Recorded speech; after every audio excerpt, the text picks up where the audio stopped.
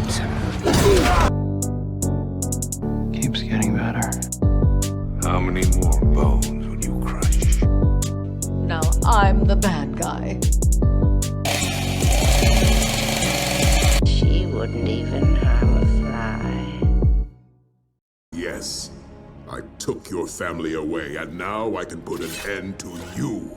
Welcome all to Appliance Review number 107, and today we are looking at Shredder from the 2012 show Teenage Mutant Ninja Turtles. Honestly, I didn't really know a whole lot about this show outside of the "Here we go, it's the Ninja Green Ninja Team," like the theme song. But after digging into it, I was pretty surprised with what I found. Did I find good? Did I find bad? Who knows, man? Let's figure it out. Where is my son? I take him like I took your child so many years ago. Born in Tokyo, Japan in the year 1964, before Shredder was shredding up turtles, he was a baby, and we all know that some of the worst people of all time all start as babies. Born to the leader of the Foot Clan, you might be thinking, wow, that's impressive. Shredder was a part of the Foot Clan from the start? Well, actually no, because the Foot Clan in this time kinda sucked. If the Foot Clan was a foot, the Hamato Clan was a bunch of stray Legos, because the Hamato Clan would clean up the Foot Clan in like 5 seconds flat. Shredder Dad, more like Deader Dad, because that man is dead. The whole Foot Clan,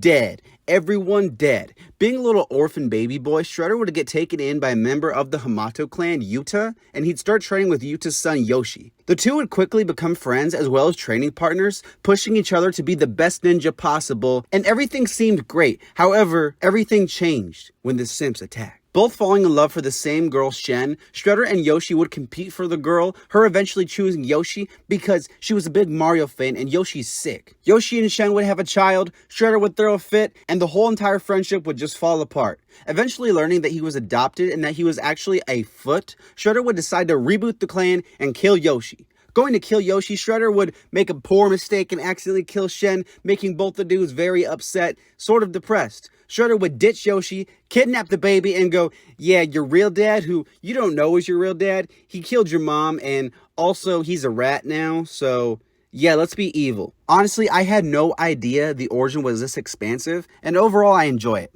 Yes, it's a little cliche, the whole like friends turn to enemy thing, especially when you consider that Thor and Loki, like, that's what this origin is, except for instead of dad love, it's like lady love. We've seen it before, but that's just because it's a good origin. I'm going to visit an old friend.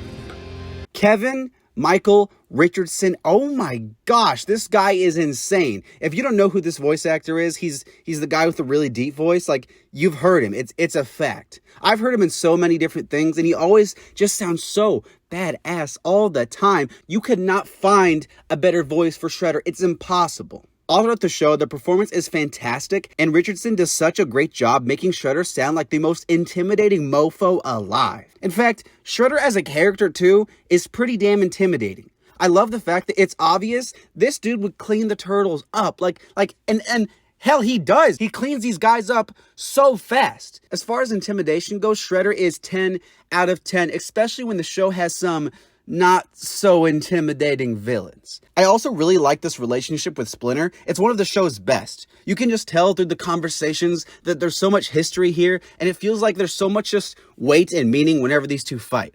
Also, the design for Shredder is really cool, at least the initial one. Some of the other stuff was cool too, like Mutant Shredder and all that. But then we get to this guy. Why?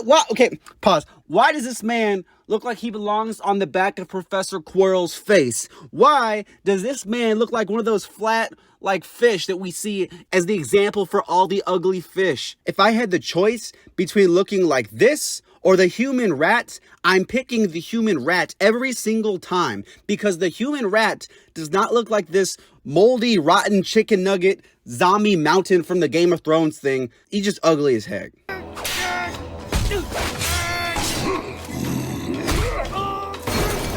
I feel like Shredder has a lot of scenes where he just talks about his plans and then sends his minions to do it. For a lot of season 1, he shows up every episode or so and goes, I will get my revenge, or I will kill the turtles. But then he just sends like this Haley Joel Osment looking guy to fight them or something. It's a little strange. It's a cool scene for sure, but I feel like I wish Shredder used his time better in the show. That being said, whenever Shredder's allowed to finally leave the house, we get some really good scenes, in particular, all the fights. I love watching Shredder fight because of how unique his style is, and there are some really good ones. The fight with the Turtles is obviously great because, like I said, he just kills them so fast. First of all, there's 4 of them. Okay, they shouldn't win. Second of all, they're the main characters. These are the guys, or the Turtles, who we see kick ass every single episode, and then Shredder comes in and it's not fair. The Splinter fights, though, are my favorite because of all the history between the 2 characters. Whenever they fight, there's just so much more than just 2 dudes exchanging hits, and these are some of the best moments in the entire show. He sits around a lot, but when he fights, it's pretty damn cool.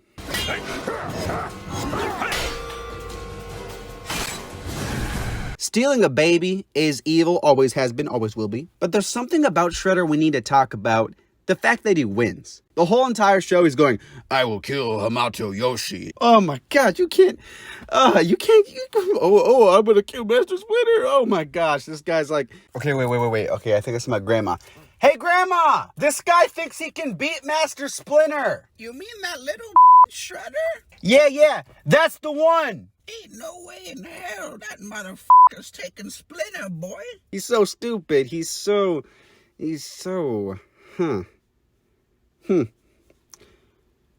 What the fuck? Yeah, Shredder actually does kill Master Splinter, and while it sucks because Splinter is like our dog, I actually really admire the writers for this choice. The fact that Shredder's main goal is to kill his former rival, and then he actually does, I always give respect to writers who let the villains win. Shredder is in the show a lot, and while his revenge against Splinter does get annoying, when he actually accomplishes it, it makes it seem so much more of like a tangible thing, and not just a cliche that he says because he has to have a motive.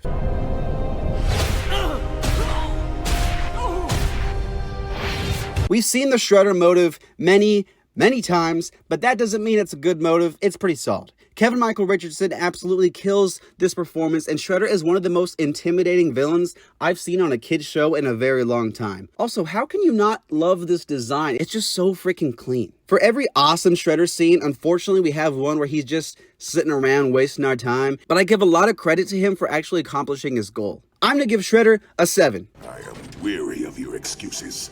I will now destroy the Turtles myself. Thank you so much for watching, and as always, let me know who I should review next. New villain review every single Monday, so make sure you subscribe. I think I'm going to finally watch Over the Garden Wall. I know people have been asking for that, so make sure you subscribe to see that. Thanks again for watching. Let me know what you think of Shredder in the comments, and I'll see you next time.